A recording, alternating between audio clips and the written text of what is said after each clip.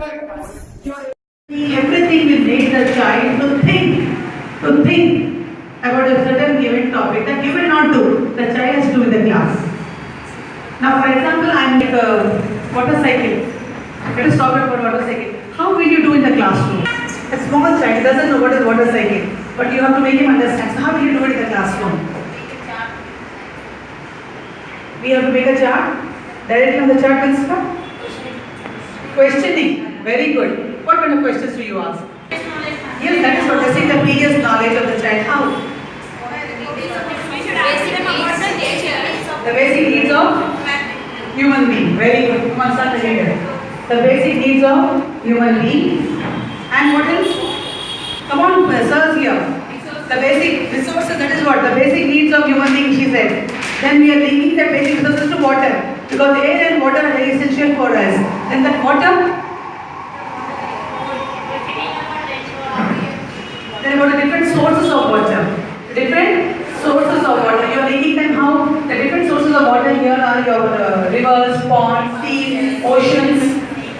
And then what will happen to the water? Then what are you linking that water with?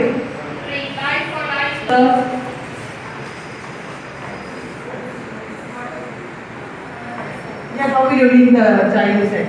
You will talk about the basic needs. You will talk about the basic needs and then link them with. Then this you will link with the sources of water. Okay, and then excellent, very good. You will link this with seasons, right? You will link this with season. Summer season. Summer and rain. That's all. What are the terms used here? Terms. Today, Yakutpura Girls 1, we are having a training session for our Timbres teachers. It's a training given to teachers to improve their soft skills and to make them understand the role and responsibility of a teacher. Through this training, the teachers demonstrate their skills by empathy, active listening and fueling up teamwork through positive feedback.